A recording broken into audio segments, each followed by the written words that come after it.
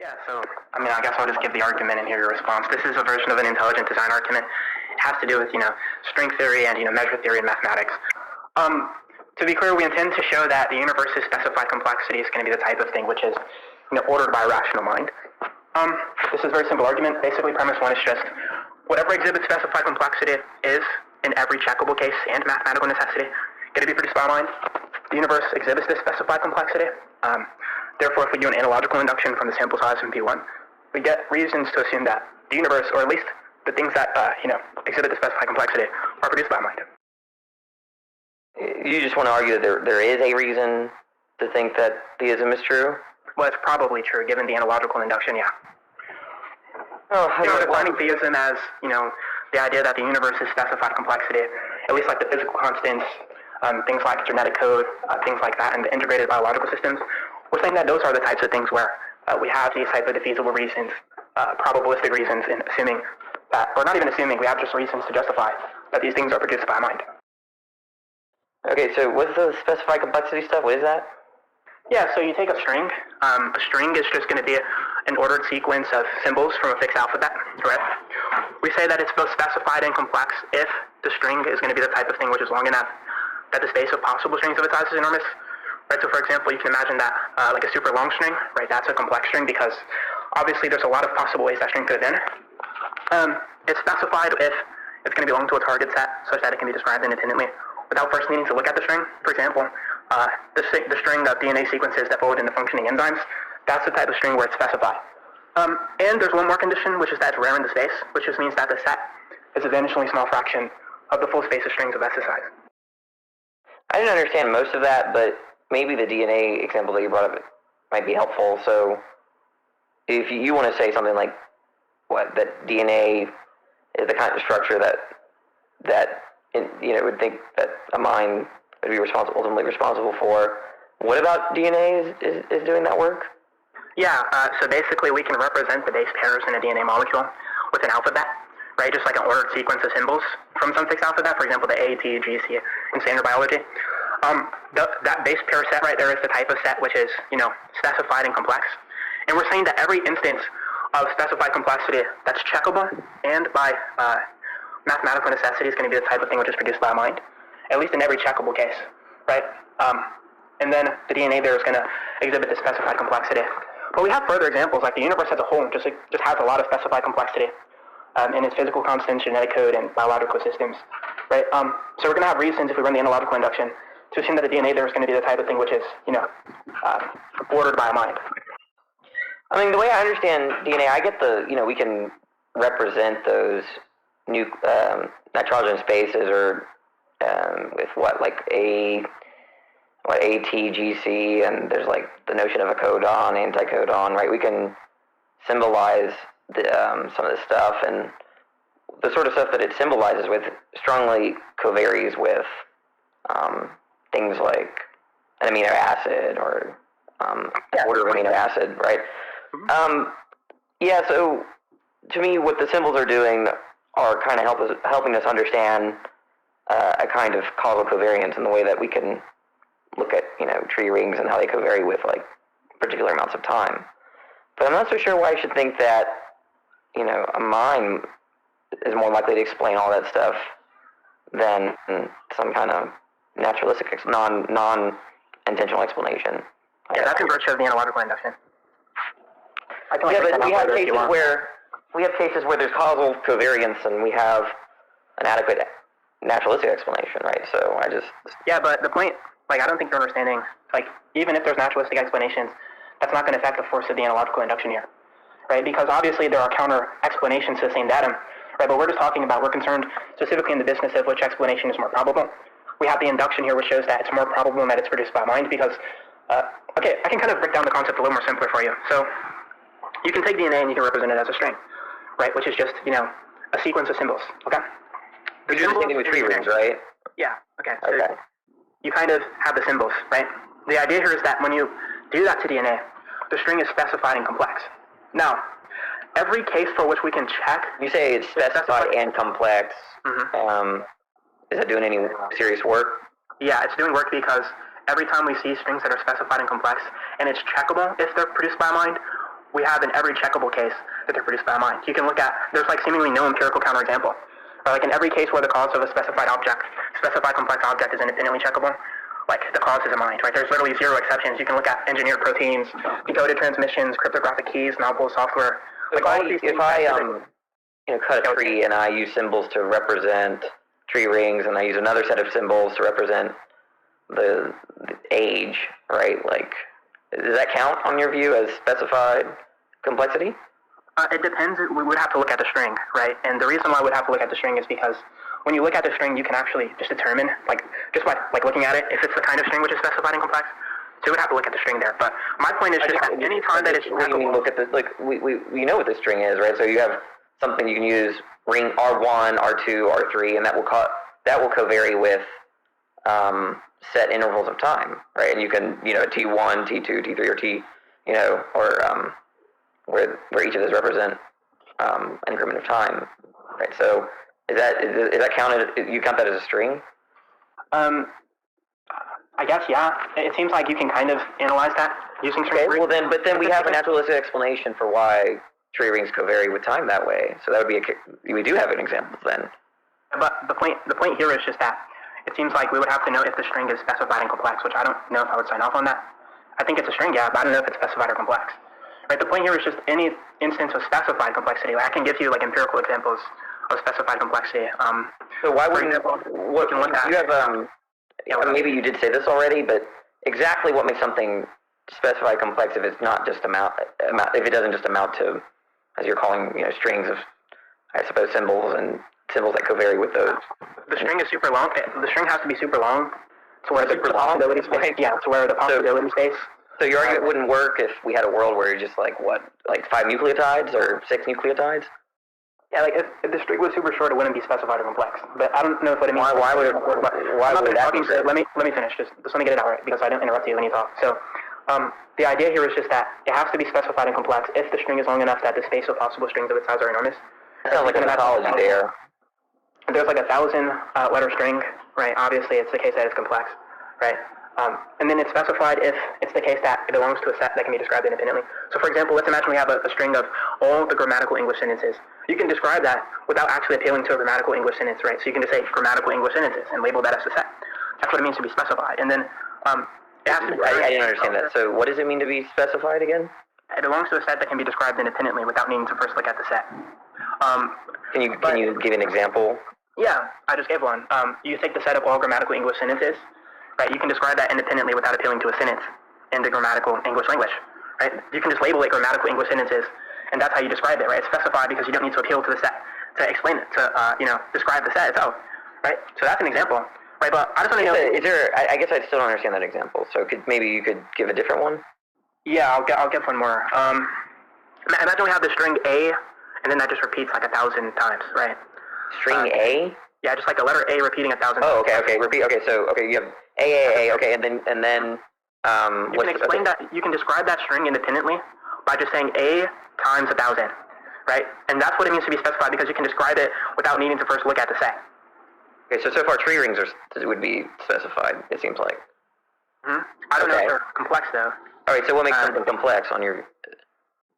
Yeah, just that the string is very long, and the possible strings of sizes. Complex just means long?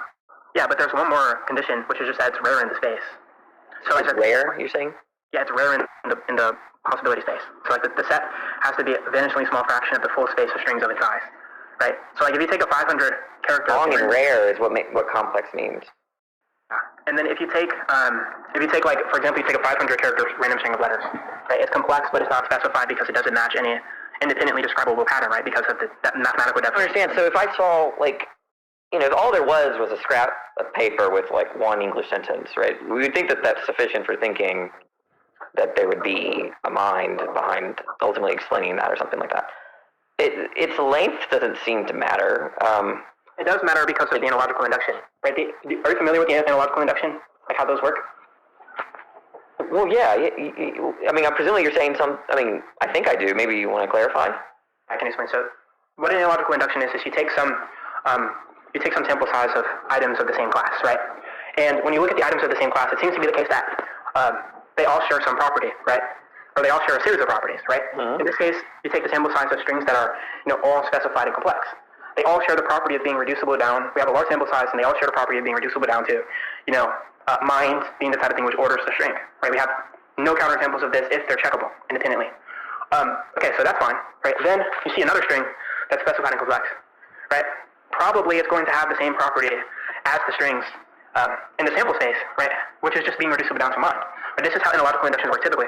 Not only that, but it seems like the type of analogical induction that I'm talking about, you could have the feasible reasons in embedding these into your belief system, because it seems like they're the type of things which are, I guess you can say you're acting on the basis of rational reasons or proper reasons in this case, right?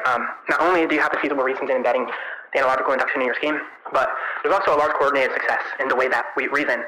So it seems like unless you have some type of defeater to the analogical induction that I'm trying to draw here, it doesn't seem like you actually have any room to escape the force of the argument. Oh no, what will I do? I guess I might start with, it's still ambiguous what would count as complex and what wouldn't count as complex. So far, yeah, the conditions that, go ahead. Yeah, I was saying we're kind of going circular on that, I've already broken it down 10 times. But you haven't really, all you've said is just long and rare, but that seems arbitrary, why, that seems so arbitrary, how long? Mathematical definition, as used in, measure theory, and just mathematical string theory, this is just standardly how these type of things are defined. Fine, I'm not, maybe it's standard, maybe it's not, but the point is that you're not really creating or giving me clear conditions by which something is counted as complex. I gave the conditions, to be clear. Not only did I give the two conditions you gave was it's long and it's rare, but what counts as long enough? Long enough for what? You remember? You did not give me the long enough for. I don't know why you're saying, but look, I'm just gonna explain it. So I just want to know how long. That's what I'm asking. Yeah, it has to be long enough, because obviously there's no necessary sufficient condition to determine this, but basically it has to be long enough that it's possible. A little bit arbitrary then. It's not arbitrary because this is how it's defined. I already explained how it's not arbitrary. But the reason why this is the type of thing where it has to be long enough to where you take the space of possible strings of its size, and they have to be enormous. So for example, imagine a pie chart. Long enough to be enormous is what you said? The space of possible strings of its size is enormous. For example, you take a pie chart, you label the pie chart. I know it's long if it's enormous, right? Something like that. You know it's long if the space of possible strings of the same size as that string is a big no possibility space. Right, for example, just let me get the example. You take a pie chart, right? You label the pie chart, strings of 1,000 characters, right? And you can imagine if the pie chart is huge to the point where you hit any type of, specific string, in this case, it's going to be essentially mathematically improbable, right? Because, again, if you randomly try to select one, selecting that specific one is improbable, very improbable. It's not going to be expected that you hit a specific one. Yeah, I'm still not really getting it. If you're doing the whole analogy thing, right, with, the kind of things, I guess those you would say, strings or specified complex strings that humans produce, I don't see, it seems like humans can produce a quote-unquote short, or, what was you said long and rare, and, they could, humans can create things that are, I suppose, not long and not rare, and they still be strings of the sort that you're talking about, where... But that doesn't affect the analogical induction at all. The point is that the point is that I don't see why the tree example wouldn't count as a counterexample. I don't. If it's short, it's obviously not going to be complex. That's why it's not a counterexample. Why is that short? Because why would that matter? I just don't get it. You just said humans can make strings where they're short, and it seems like you want to say that offers an attack relation or some type of defeater to the argument I'm levying, but I'm unclear on what exactly that's responding to.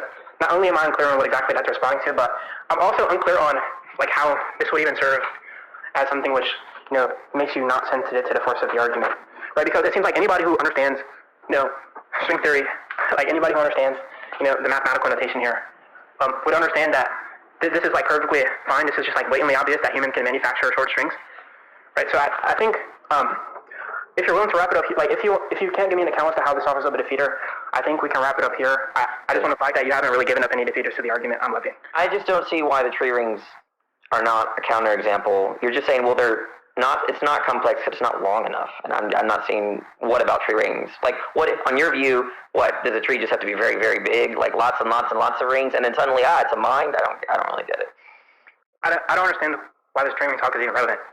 Because it's supposed to be an example of something that is a string with the kind of causal covariance that DNA has or codes have, right? They carry some type of information, right? When we look at nucleotides in a particular order, right, we can make inferences about what covariates, what anticodon will covary with that, or what amino acid will covary with that. We look at tree rings, we can, that covaries with set amounts of time, intervals of time. So it has that similar feature, yet we have an adequate naturalistic explanation for why they're tree rings. And I thought you were saying earlier that there are no such examples. So I think that's what I'm at. Because I don't grant that it's specified and complex. Maybe you have an argument, but I'm asking you why it wouldn't be, and all you've said is just it's not the tree isn't big enough, is what it sounds like. You understand that I can be agnostic on that and have it not be my burden, that type of thing was going to be the type of thing where I need to give you an answer. Obviously, when I talk about counterexamples, I'm talking about known counterexamples. Like, we can probably just Google if the tree rings are a counterexample to this, and you probably get your own answer. But it seems like I can just be agnostic on, the first order verdict in regards to whether or not the tree ring is an actual counterexample. And then it seems like it would just be your burden, right, to justify why it's the case that it would serve as a counterexample, unless you're not making that claim. And if you're not making the claim that it's a counterexample, then it doesn't seem like it attacks the argument. No, but I'm asking why that wouldn't be a counterexample, right? Because maybe you're correct and it's not a counterexample. It looks like you don't know. And if you don't know it's a counterexample, then your claim that there are no counterexamples, right, kind of falls through. No, it doesn't. You think me being agnostic in regards to if it's the case that there's a counterexample would somehow falsify the claim that there is no counterexample? Like, if we take some x, and I'm agnostic on the claim that this x is a counterexample, that doesn't falsify the claim that there is no known counterexample. I'm thinking of it as like if someone says, and it doesn't debunk the claim. Well, the way I'm thinking about it is that someone says there are no animals in the rainforest that are canine, but there is an animal that might be, we don't know if it's canine or not, right? Seems like those are incompatible claims. What do you think? No, they aren't, because one is making a universal generalization, right? In the sense, and then the second one is talking about an epistemic claim, which is just a normative status, which would be conferred normative status? when you embed it in. Yes, the quasi-normative status, actually. Quasi-normative status. Wow, you're a fancy guy. I guess all I'm saying is that a scientist, if they say that they don't know if there's some animal in the forest that's canine, they wouldn't claim that there are none. Right? There could be, right? They may or may not be, and they wouldn't say one way or another, right? So I think it does. I just explain how it doesn't undermine it, because those two claims are compatible. One is an epistemic claim, and the other is just a universal generalization. It could be true that I don't have the knowledge on whether or not this specific thing right here serves as a counterexample to the actual, thing in question, which is just, the universal generalization. But it doesn't somehow follow that the universal generalization is the type of claim which is false, right? Do you agree with that? Yes or no? I'm not really following anything you're saying. I think my example is pretty clear. Okay, let's break this down. We have a claim, which is that for all x here is going to be in reference towards the specified complexity. No, my canine example. Oh, yeah, I take it that example isn't relevant at all. No, you said that these are two compatible claims, right? That on one hand, someone can say that they know that there are no dogs in the forest, but then simultaneously say they know, or that they express that there is an animal there, and it may or may not be canine, right? The fact that they don't know. Oh my goodness, Danny, you're worried about the epistemic status, which is conferred upon the claims. What I'm saying is that doesn't serve as some type of defeater to the claim itself on the table, which is there actually is no counterexample. You understand how there's a distinction between the epistemic claim. Wait, hold on, I'm not finished. You understand how there's a distinction between the epistemic claim there and the actual claim on the table, which is a synthetic fact? I thought you said you didn't know whether the tree ring was a counterexample. Yeah, I'm saying that the epistemic question isn't relevant to the actual first order claim, which is universal generalization. Yeah, of course it is. Do you have an argument for that? Yeah, my example where if you say that, look, I know that no animal in the forest. Premise one, my example. Okay, cool. So I mean, look, if you want me to, I'm in bed. I think the example is very clear, right? If you say that every animal in the forest, for any animal in the forest, right, it's not canine, okay? But then you say, but there is a particular animal in the forest where I don't know if it's canine or not, right? Obviously, those are incompatible. Wait, so you just beg the question. You just beg the question because, wait, not only did you beg the question, but that's a straw man of the position. I'm not talking about. Yeah, that's a straw man of the position because I'm not talking about how we're the epistemic question, which is I know X and I know Y. Right? I'm specifically in regards to the actual claim on the table, which is there is no X. Right? Obviously, the normative status in regards to your epistemic conceptual scheme is distinct from the actual claim on the table, obviously. And it seems like if it's the case that you're talking about, this epistemic question, I don't take that to be a defeater to the actual premise in the argument. Well, maybe think of it this way. If I say that all A's are B's, okay, so I make the claim that all A's are B's, but then I think that there is an A, and I don't know if that A is a B or not B. To me, it's very clear that those are incompatible statements. Wait. Does not knowing whether or not the A is a B? Okay. What was this? Some kind of game? I didn't know there was a time. Okay, you'll have my blessing. Best of luck.